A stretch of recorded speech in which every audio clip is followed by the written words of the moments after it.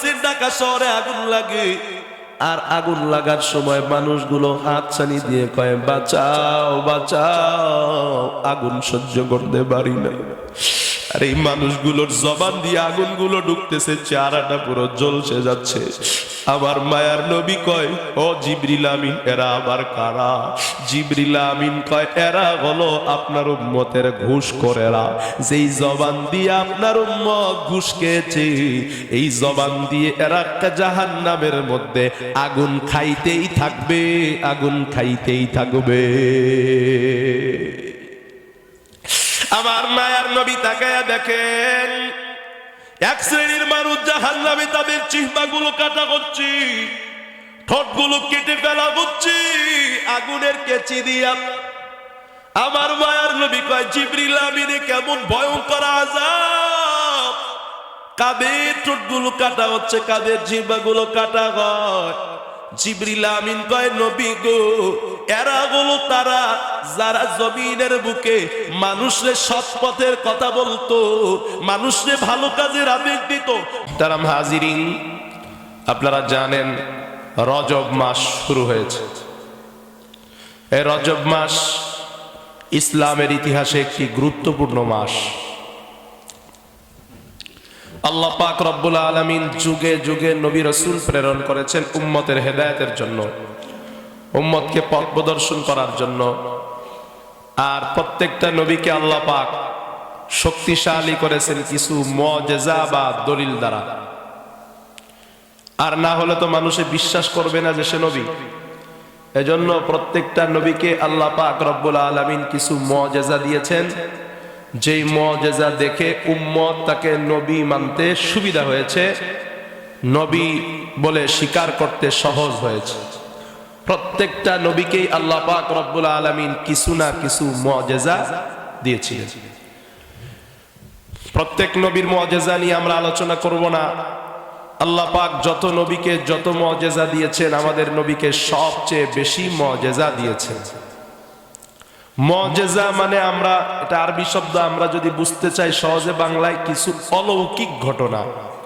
আরো সহজে যদি বুঝতে চাই, কিছু অস্বাভাবিক ঘটনা, যেগুলো সচরাচর ঘটে না, যেগুলো বিশ্বাস করা যায় না, যেগুলা সিস্টেম আর নিয়মের বাইরে।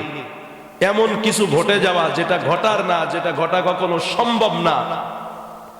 যা ঘটা সম্ভব না তা ঘটাতে পারেন যিনি, তিনি কে? আল্লাহ। সে আল্লাহ এমন কিছু ঘটনা নবীজির জীবনে দেখিয়েছেন, যেমন চাঁদকে আমার নবী দ্বিখণ্ডিত করেছেন আঙ্গুলের ইশারায়। এটা ঘটার না যে একটা মানুষ আঙ্গুল দিয়ে ইশারা করবে আর চাঁদ দুই খণ্ড হয়ে যাবে, এটা ঘটার না। এটা আমার নবীকে আল্লাহ মুআজিজা দিয়েছেন। একটা মানুষ তীর মারবে, কারোর শরীরে তীর লাগলে, তীর বিঁধলে মারা যাবে, কিন্তু একটা মানুষের শরীরে তীর লাগবে না, তীরটা শরীরের পাশ দিয়ে চলে যাবে। বর্তমানে গুলি শরীরের পাশ দিয়ে চলে যাবে, ওর বাতাসে একটা মানুষ মারা যাবে, এটা ঘটার না। কিন্তু নবীর দ্বারা আল্লাহ এটা ঘটিয়েছেন। এ জাতীয় অসংখ্য মুআজিজা আল্লাহ পাক রব্বুল আলামিন আমাদের নবীজিকে দান করেছেন। তার মধ্যে একটা অন্যতম মুআজিজা নবীর মুআজিজা, যেই মুআজিজার নাম হলো নবীজির মেরাজ। নবীজির মেরাজ। মেরাজ যদি কেউ অস্বীকার করে, সে কাফের হয়ে যাবে। বলেন কি হবে? কাফের হয়ে যাবে। মেরাজ যদি কেউ অস্বীকার করে, সে কি হবে? কাফের হয়ে যাবে। কারণ মেরাজ এটা আল্লাহ পাকের কোরআন দ্বারা সাব্যস্ত। আল্লাহ কোরআনে বলেছেন যে আমি আল্লাহ আমার নবীকে, আমার হাবিবকে মেরাজ করিয়েছি। তবে প্রত্যেকটা কাজের কিছু উদ্দেশ্য থাকে, লক্ষ্য থাকে। থাকে কি থাকে না? থাকে। এখন আমাদের উচিত কাজের মূল উদ্দেশ্যর দিকে খেয়াল করা। মেরাজ আল্লাহ আল্লাহর নবীকে করিয়েছেন, একটি কারণ আছে, উদ্দেশ্য আছে। সেই উদ্দেশ্যই যেন আমাদের মেরাজের মূল উদ্দেশ্য হয়। আমাদের দেশে আপনারা জানেন শবে মেরাজের তারিখ, সেদিন দেখলাম শবে মেরাজ তারিখ ঘোষণা করলো কি কমিটি টমিটি ইত্যাদি। দেখলাম যে টিভির ইসে, ওই যে মোবাইলে বিভিন্ন টেলিভিশনের চ্যানেল, শবে মেরাজের তারিখ ঘোষণা করার দায়িত্ব ওদেরকে দিছে কেন? নবী তো শবে মেরাজের তারিখ ঘোষণা নিয়ে কোনোদিন ব্যস্ত হন নাই, সাহাবা একরাম তো কোনোদিন মেরাজের তারিখ ঘোষণা নিয়ে ব্যস্ত হন নাই। নবী যেটা নিয়ে ব্যস্ত হয়েছেন আমরা সেটা নিয়ে ব্যস্ত না হয়ে আমরা ভিন্ন কিছু নিয়ে ব্যস্ত হয়ে গেছি। আমার নবী এই মাস আসলে দোয়া করতেন, আল্লাহুম্মা বারিক লানা ফি রজব ওয়া শাবান, ও আল্লাহ রজব আর শাবান আমারে বরকত দাও, হায়াতে বরকত দাও, আয় রোজগারে বরকত দাও, আমাকে রমজান পর্যন্ত পৌঁছায় দাও। এটা প্রচার না করে শবে মেরাজের তারিখ প্রচার করতেছে। শবে মেরাজে কি হবে? এক সময় আমাদের দেশে বিরাট হালুয়া রুটির প্রচলন ছিল। আমার নবীজির নামে একটা কথা বলা হইতো যে নবীজির দাঁত ভাঙ্গা ছিল, নবীজি হালুয়া খাইছে, ভাত খাইতে পারে নাই, রুটি খাইতে পারে নাই, চাবায় হালুয়া খাইছে, তাই আমরা হালুয়া খাই। নাউজুবিল্লাহ বলে। মেরাজ কেন? মেরাজের উদ্দেশ্য কি? মেরাজের ঘটনা আপনারা সকলেই জানেন। আমি আজকে আপনাদের সামনে মেরাজের ঘটনা নিয়ে বেশি আলোচনা করব না, সামান্য একটু ইঙ্গিত দিব। আমি শুধু এতটুকু আপনাদেরকে বুঝাতে চাবো মেরাজ আল্লাহ কেন দিয়েছেন, মেরাজের উদ্দেশ্য কি, আমাদের ওই উদ্দেশ্যের দিকে দৌড়াতে হবে। মেরাজের রাত্রে কোন ইবাদত নবীজি করেছেন? নবীজি কি মেরাজের বছরের পরেই মারা গেছে? বলেন, যেই বছর মেরাজ হয়েছে নবীজি কি তার পরের বছর এই দুনিয়া থেকে বিদায় হয়েছে, নাকি আরো দীর্ঘ কয়েক বছর ছিল? তাহলে নবীজি তো যেই কয়েক বছর বেঁচে ছিলেন, মেরাজের রাত্রে না হালুয়া রুটি, না মেরাজের রাত্রে আলাদা কোনো নামাজ, নাকি মেরাজের রাত্রে আলাদা কোনো ওয়াজ, এগুলো কিচ্ছুই নবী করেন নাই। সবে কদরে করেছেন, সবে বরাতে করেছেন, এজন্য আমরা করি। নবী শবে মেরাজে কিচ্ছু করেন নাই, আবু বকর শবে মেরাজে সব কিচ্ছু করেন নাই, হযরতে ওমর করেন নাই, আলী করেন নাই, উসমান করেন নাই, কোন সাহাবী মেরাজের রাত্রে আলাদা কিচ্ছুই করেন নাই। কি করেছেন? মেরাজের রাত্রিতে আমাদের নবী উদ্দেশ্য, যেই উদ্দেশ্য মেরাজ শুধু একদিনে নয়, মেরাজের উদ্দেশ্য প্রতিফলিত করার জন্য আমার নবী একদিন দুই দিন নয়, মরণ পর্যন্ত মেরাজের উদ্দেশ্যকে পূরণ করার, সাকসেস করার, মেরাজের উদ্দেশ্য অনুযায়ী উম্মতকে চালানোর চেষ্টা নবী মরণ পর্যন্ত করে গেছেন। আবু বকর মরণ পর্যন্ত করে গেছেন, ওমর মরণ পর্যন্ত করে গেছেন। এক মেরাজের রাত দিয়ে আমরা মেরাজ প্রতিপাদ আমরা উদযাপন করব না, আমাদের জীবনের শেষ নিঃশ্বাস ত্যাগ করা পর্যন্ত আমরা মেরাজ যে উদ্দেশ্য হয়েছে সেই উদ্দেশ্য বাস্তবায়নের চেষ্টা করব ইনশাআল্লাহ। কি উদ্দেশ্য মেরাজের? আল্লাহ পাক নিজেই সূরা বনী ইসরাঈলের 1 নম্বর আয়াত, কোরআনে হাকীমের 15 নম্বর পারার প্রথম আয়াতে আল্লাহ পাক উদ্দেশ্যের কথা বলেছেন, সুবহানাল্লাযী আসরা বিআবদিহি লাইলাম মিনাল মাসজিদিল হারাম। ওই পবিত্র সত্তার কসম, যেই পবিত্র সত্তা আমাদের নবীজি অর্থাৎ তার বান্দাকে, আল্লাহর বান্দাকে, নবীজিকে আল্লাহর বান্দা বলেছেন। আল্লাহ তার বান্দাকে রাত্রিকালীন সফর করিয়েছেন, ঊর্ধ্বকালীন সফর করিয়েছেন। রাত্রিকালীন সফর আবার কারে কয়? মেরাজের তারিখ আবার কখন, এটা নিয়ে মতভেদ আছে। তবে বিশুদ্ধ কথা হলো আমুল হুজুন অর্থাৎ 1 বছরের ব্যবধানে, অল্প কিছুদিনের ব্যবধানে নবীজির চাচা আবু তালেব দুনিয়া থেকে বিদায় হয়ে যায়। দুনিয়াতে আমার নবীজির জন্য একটা ছায়া ছিলেন আবু তালেব। বাবাও নাই, দাদাও নাই, নবীজির একমাত্র অভিভাবক নবীজির চাচা আবু তালেব। কত কাফির আমার মায়ার নবীকে কষ্ট দেওয়ার চেষ্টা করেছে, আবু তালেব আমার নবীজির জন্য ঢাল গয়া দাঁড়ায় গেছে। আবু তালেব চলে যাবার পর আমার নবীজির এখন আপন বলতে আর তেমন কোনো কেউ রইল না। এবার তার কিছুদিন পর আমার নবীজির প্রিয়তমা স্ত্রী যিনি ঘরে গেলেন নবীজির সান্ত্বনা দিতেন, কোরআন নাজিল হবার পর আমার নবীজি যখন ভয় বিভোর, সর্বপ্রথম কোরআন মেনে ঈমান এনে যে আমার নবীজিকে সহযোগিতা করেছেন অন্য কেউ না, সে হলেন আমার নবীর প্রিয়তমা বিবি আম্মা জান খাদিজা রাদিয়াল্লাহু আনহা। পৃথিবীর জমিনে আমার আল্লাহ 2 জন মানুষকে, নবী বাদে 2 জন মানুষকে সালাম দিছে। কে সালাম দিছে? আল্লাহ সালাম দিছে। আল্লাহ 2 জন মানুষকে পৃথিবীতে সালাম দিয়েছে। তার মধ্যে 1 নম্বরে আম্মা জান খাদিজাতুল কুবরা রাদিয়াল্লাহু আনহা। একটা মহিলা নবীজির সব সময় তিনি আগলে রাখতেন। আমার মায়ার নবী চাচা নারানোর কয়েকদিন পর, আমার নবী চাচা হারানোর কিছুদিন পর প্রিয়তমা বিবি খাদিজা রাদিয়াল্লাহু আনহাকেও হারায়া ফেললেন, তারও ইন্তেকাল হয়ে গেল। এজন্য যেহেতু একই বছরে নবীর দুইজন অভিভাবক, একজন অভিভাবক আর একজন নবীর জীবনের সবচেয়ে আপন মানুষ আম্মাজান খাদিজা, যারে আল্লাহ সালাম জানিয়েছেন, এই দুইজন মানুষ যেহেতু একই বছরে চলে যায়, এই বছরের নাম নবী দিয়েছেন আমুল হুজুন, অর্থাৎ নবীজির দুঃখের বছর, নবীজির কষ্টের বছর। এই কষ্টের বছরে মেয়ারাজ হয়, যেহেতু আপন আপন দুইজন বিদায় হয়ে যায়, জন্য আল্লাহ নবীজিরে নিয়ে সান্ত্বনা দিয়েছেন সেই আল্লাহর আরশে নিয়া। আমার মায়ার নবীজির সফর হয়েছে দুইটা। এক নাম্বার সফর হলো বুরাক দিয়ে আমার মায়ার নবীজিকে পবিত্র হারাম থেকে, মক্কা শরীফ থেকে জেরুজালেমে অবস্থিত বাইতুল মুকদ্দাসে এক মুহূর্তের মধ্যেই আমার আল্লাহ এনে দিয়েছে। মুহূর্তের মধ্যেই এমন একটা বুরাক, যেই বুরাক যেখানে গিয়া মানুষের দৃষ্টি সীমা পড়ে, সেখানে গিয়া সেই বুরাকের পা পড়ে। সুবহানাল্লাহ। কত দ্রুতগামী দৃষ্টি সীমা, কত দূর, বহু দূরে যায় কিন্তু মানুষের দৃষ্টি সীমা। আর নবীজির দৃষ্টির পাওয়ার তো ছিল আমাদের থেকে কম। নবীজির দৃষ্টি যেখানে গিয়া পড়ে, বুরাকের এক পা সেখানে গিয়া পড়ে। এই বুরাক দিয়া মুহূর্তের মধ্যেই নবীজিকে আল্লাহ পাক বাইতুল মুকদ্দাসে নিয়ে আসলেন।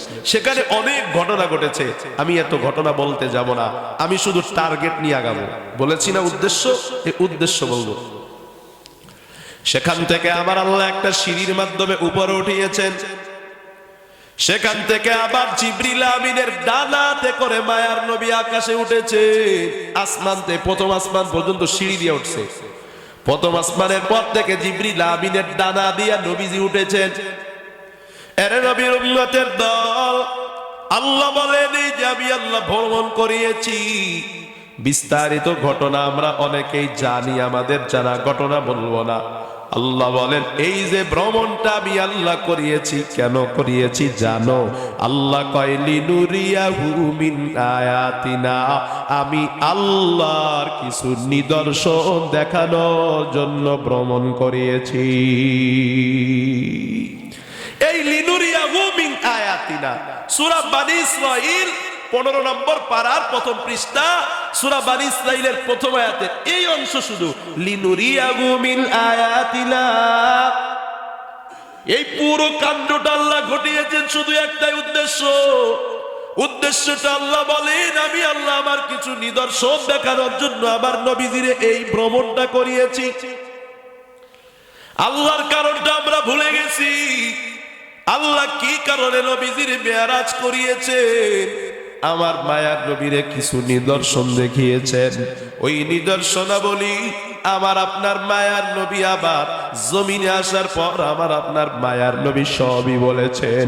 ওই সফরের মধ্যে আমার আল্লাহ নবীজির অনেক কিছু দেখিয়েছে। যেই জিনিসগুলো আমাদের বেশি দরকার, আমরা কয়েকটা জিনিস আলোচনা করবো রে বাজার। নবীজি প্রথম আসমানে অনেক কিছু দেখেছেন, দ্বিতীয় আসমানে অনেক কিছু দেখেছেন। বিভিন্ন নবীদের সাথে আমার মায়ার নবীর সাক্ষাৎ হয়েছে। আমার আপনার মায়ার নবী উপরে যাওয়ার পর আমার নবীজিরে জান্নাত দেখানো হয়েছে, আমার নবীজিকে জাহান্নামও দেখানো হয়েছে। আমার আপনার মায়ার নবী ওই জাহান্নামে অতিক্রম করার সময় কয়েকটা শাস্তি দেখেছেন রে বাজার। আমার আল্লাহ নিদর্শনাবলী নবীকে দেখিয়েছেন, যাতে করে আমার নবী জমিনে এসে উম্মতকে এগুলো সম্পর্কে সতর্ক করতে পারে। আমার আল্লাহ ডাক দিয়া কয় আমি নবীকে তোমাদের নিকট পাঠিয়েছি। ইন্না আরসালনাকা শাহিদা ওয়া মুবাশশিরা ওয়া নাযীরা, সুসংবাদ দেবার জন্য নবীরে পাঠাইলাম, দুঃসংবাদ দেবার জন্য নবীজিরে পাঠাইলাম। আমার নবী এসে বলেছেন আমি কি কি দেখেছি। আমার মায়ার নবী জাহান্নামের পাশ দিয়ে যখন অতিক্রম করতেছি, আমার মায়ার নবী ভালো করে খেয়াল করবেন, মেয়ারাজের উদ্দেশ্য হলো এগুলা। হালুয়া রুটি খাওয়া লাগবে না, মেয়ারাজের রাত্রে জিকিরও লাগবে না, মেয়ারাজের রাত্রে আপনার নামাজও পড়া লাগবে না। যদি আপনি এই কাজগুলো থেকে বাঁচতে পারেন, আমার নবীজির মেয়ারাজের উদ্দেশ্য আপনি অর্জন করলেন। আমার নবীজি জাহান্নামের পাশ দিয়ে যাবার সময় তাকায়া দেখেন কিছু মানুষের আঙ্গুলের নখগুলো বড় বড় মটকার মতো, পিতলের নখগুলা দিয়া নিজের মুখের মধ্যে এমন ভাবে খামসায়, খামসানের কারণে পোড়া মুখটা রক্তাক্ত হয়ে যায়, রক্ত ঝরতেছে, নিজের মুখের চামড়া আর গোস্তগুলো খামসায়া খামসায়া খামসায়া খামসায়া জাহান্নামের মধ্যে ফেলতেছে। আমার মায়ার নবী জিজ্ঞাসা করেন, ও জিবরিল আমিন, একটু বলেন তো দেখি এরা আবার কারা? এদের মতো কপাল পোড়া কি কেউ হতে পারে? নিজের আঙ্গুল দিয়া নিজের মুখে খামসাই কেন রে নবী? আমার নবী কয় এরা আর অন্য, আমার জিবরিল কয় এরা অন্য কেউ না, এরা হলো তারা আপনার যেই উম্মত গুলো জমিনের বুকে অন্যের সমালোচনা করত, গীবত করত, এরাই হাসরের ময়দানে বিচারের আদালত হবার পরে জাহান্নামে এরা নিজেদের আঙ্গুলের নখগুলা দিয়া নিজেদের গোস্ত আর চামড়াগুলো খামসায়া খামসায়া উঠায়া ফেলবে। মেয়ারাজের রাত্রে আপনার উদ্দেশ্য এটা নয় আপনি হালুয়া খাবেন, আপনি নামাজ পড়বেন, এটা উদ্দেশ্য না। মেয়ারাজের রাত্রের উদ্দেশ্য আল্লাহ গীবতের শাস্তি দেখিয়েছেন, উম্মত যেন আর গীবত না করে, এই শাস্তি যেন দেখে। মেয়ারাজ আপনি মানবেন, আপনারা মানতে বলি, কে মেয়ারাজ মানে? যে গীবত করে না সে মেয়ারাজ মানে। মেয়ারাজে যে শিক্ষা দিতে চাই, মেয়ারাজের আমল কি? কয় গীবত করা যাবে না। মেয়ারাজের আমল কি?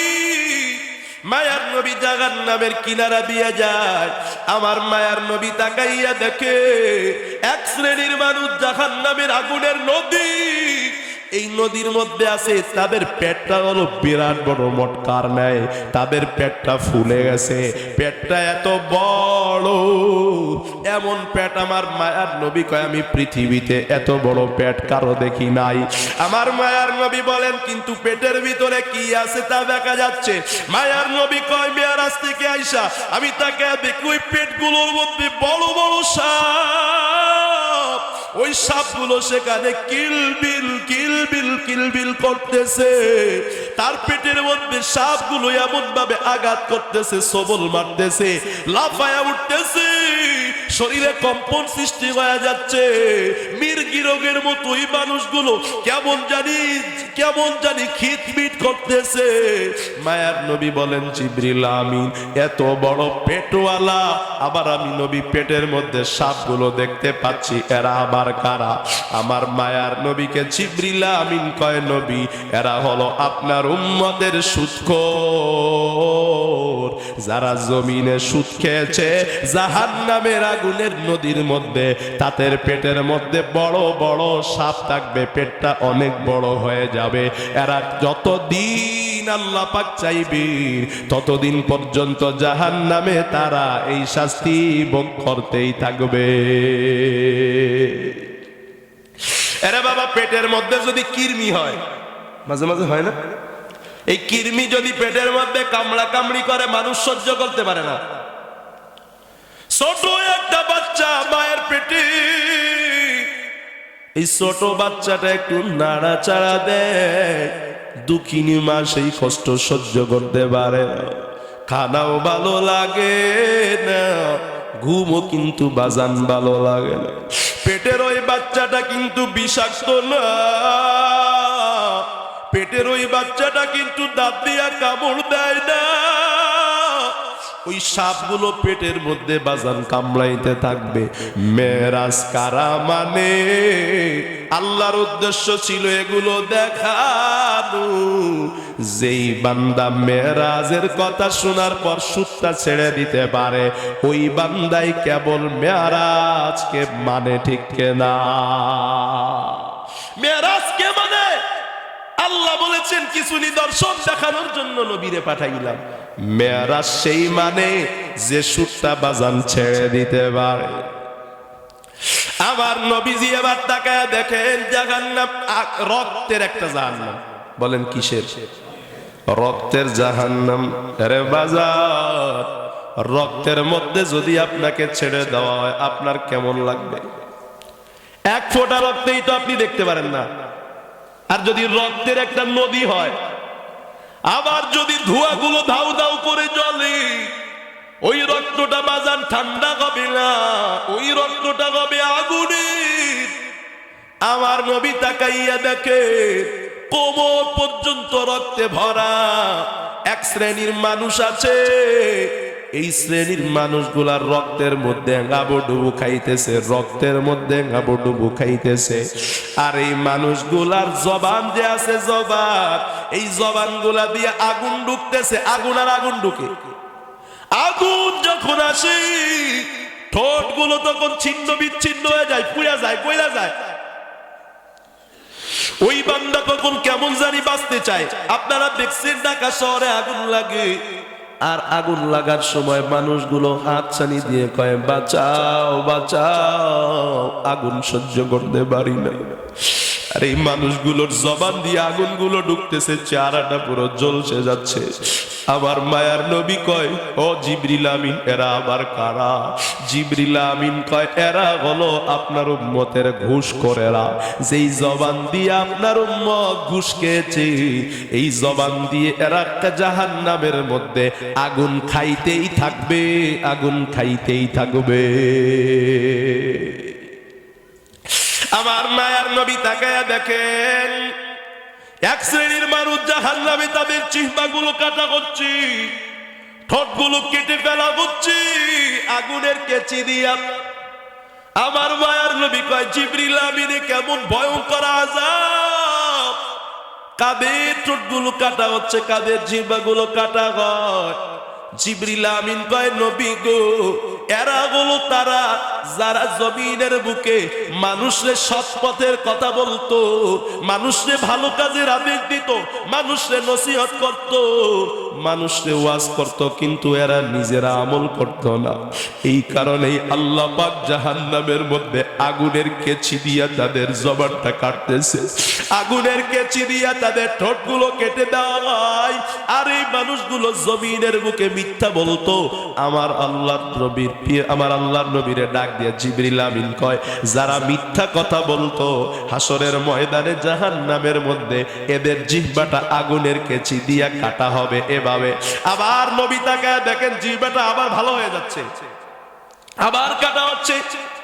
আবার তাকায় দেখেন জিহ্বাটা জোড়া লেগে যায়, আবার জিহ্বাটা কাটা হয়, আবার জোড়া লাগে, আবার কাটা হয়, আবার জোড়া লাগে, আবার কাটা হয়।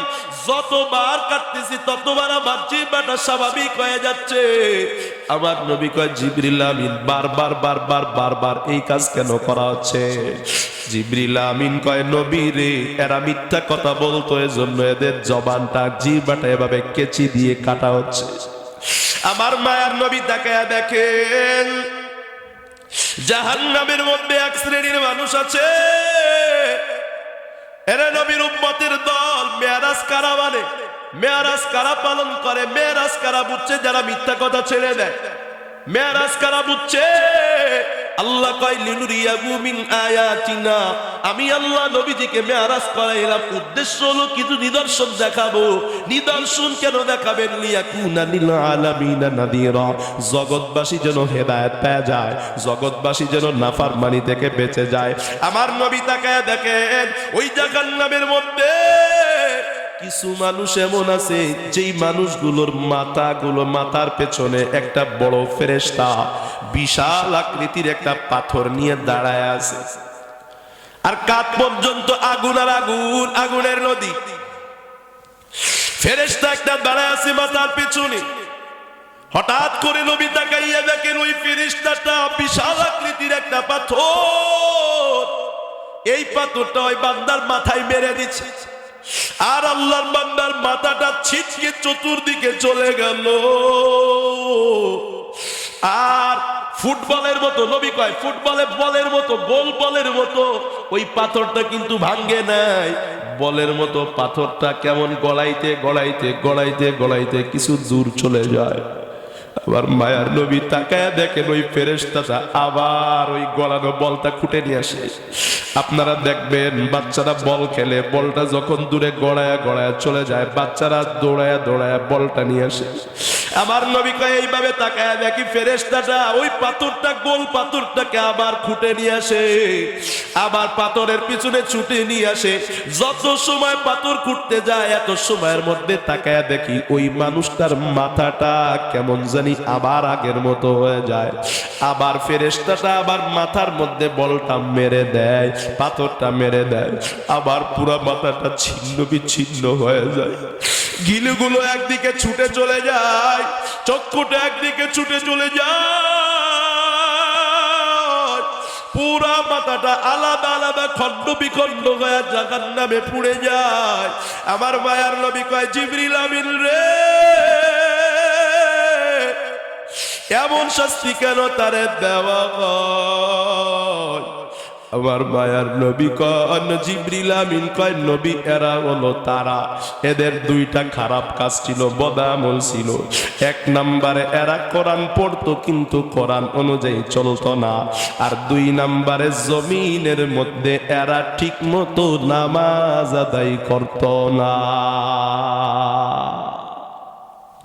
এরা বাজার মেরাজের মূল শিক্ষাই হলো নামাজ।